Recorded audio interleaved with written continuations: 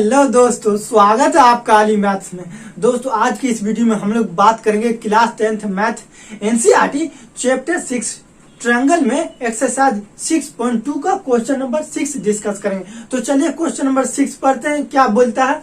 देखिए question number 6, in figure A B समांतर P Q. देखिए पी क्यू आर चित्र दिया गया है, फिगर इसी को बोलते हैं।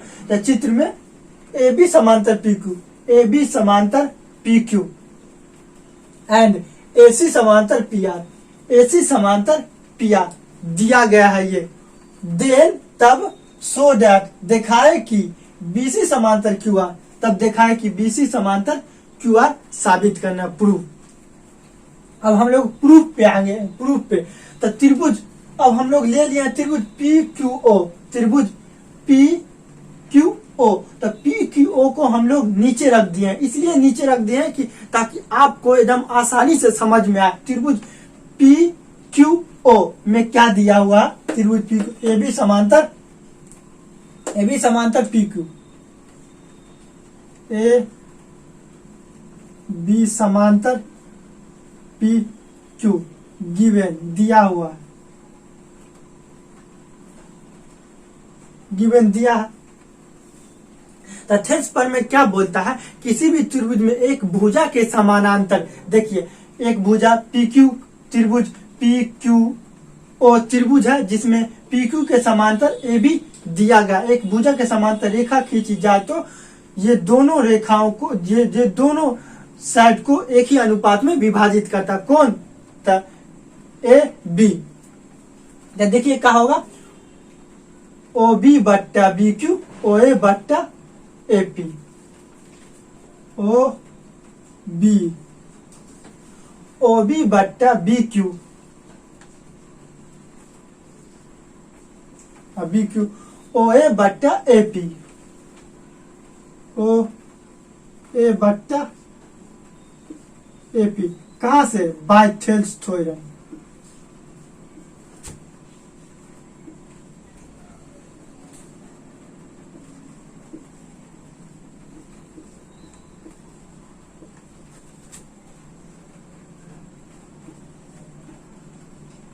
थेल्स थ्योरम बोला था किसी भी त्रिभुज में एक भुजा के समांतर रेखा खींची जाए तो अन्य दो भुजाओं को एक ही अनुपात में विभाजित करता। समीकरण 1 इसको मान लिए। अब समीकरण देखिए, अब हम त्रिभुज पी ओ आर में जाएंगे। त्रिभुज पी ओ आर में क्या दिया हुआ है पहले देखिए, P O R, P O A C समांतर पी आर, ए सी समांतर पी आर, ए सी समांतर पी आर। तो दिया हुआ क्या, ए सी समांतर पी आर का गिवन दिया हुआ। तब क्या होता है, थेल्स पर में बोलता है कि किसी त्रिभुज में एक भुजा के समांतर पी क्यू के भुजा के समांतर ए सी खींचा गया है रेखा, तो ये दोनों क्यू आर, क्यू पी और ओ आर को एक ही अनुपात में विभाजित करता है।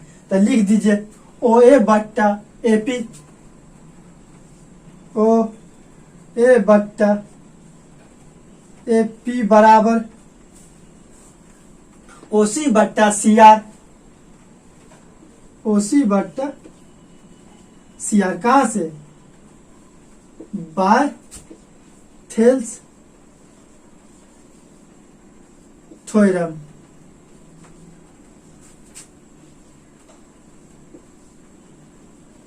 बाय थेल्स थ्योरम से समीकरण इसको 2 मान लिए। अब यहाँ देखिए कुछ कंडीशन लगाना पड़ेगा। एक ही वस्तु दो अलग अलग वस्तु के बराबर है तो तीनों वस्तु आपस में बराबर होता है। मतलब क्या हुआ, एग्जाम्पल से समझिए। एग्जाम्पल एक लेते हैं, जैसे मान लिए x बराबर 10 और y बराबर भी 10, x बराबर भी 10 और y बराबर भी 10। इसका मतलब क्या हुआ बाबू, x बराबर y, x बराबर y। तो समीकरण 1 में देखिए ओ ए बट्टा ए पी, और समीकरण 2 में भी देखिए ओ ए बट्टा ए पी। इसका क्या मतलब हुआ कि ये दोनों भी आपस में बराबर होगा। फ्रॉम एक समीकरण 2 से, फ्रॉम 1 एंड 2 से क्या होगा, ओ बी बट्टा बी क्यू बराबर ओ बी बट्टा बी क्यू बराबर ओ सी बट्टा सी आर, ये हो गया। अब क्या बोलता है थेल्स का कन्वर्स क्या बोलता है, उल्टा थेल्स का कन्वर्स क्या बोलता है, यदि किसी त्रिभुज में कोई भी त्रिभुज है जैसे ए बी सी में कोई भी त्रिभुज है, ये कोई भी त्रिभुज ये ऐसी कोई रेखा काटे, इसको काटती दोनों भुजाओं को इस तरह काटे कि डी और ई, तो एडी बट्टा डीबी और एई बट्टा ईसी बराबर हो जाए, इस तरह काटे कि एडी बट्टा डीबी और एई बट्टा ईसी बराबर हो जाए, तो ये रेखा डी बीसी के समांतर होगा। अब यहाँ आइए ओ क्यू आर में, ओ क्यू आर में देखिए ओ बी बट्टा बी क्यू और ओ सी बट्टा सी आर बराबर है। इसका क्या मतलब हो गया, इसका मतलब ये है कि बीसी समांतर क्यू आर कहां से, कन्वर्स थ्योरम से, कन्वर्स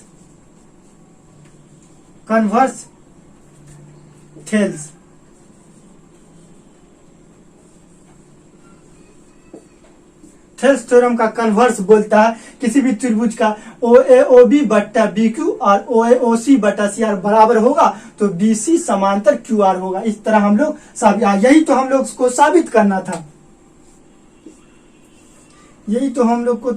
करना था, बीसी समांतर क्यू आर, यही साबित हो गया। दोस्तों यह वीडियो कैसा लगा कमेंट में हमें बताइए। अगर आप मेरे चैनल पे नए हैं तो प्लीज सब्सक्राइब करके बेल आइकन घंटी दबा दें ताकि हमारी नई वीडियो का नोटिफिकेशन सबसे पहले आप तक पहुंच सके।